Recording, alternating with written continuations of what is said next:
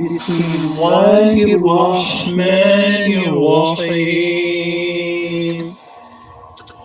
قل أعوذ برب الفلق من شر ما خلق ومن شر غاسق إذا وقب ومن شر النفاثات في العقد ومن شر حاسد إذا حسد.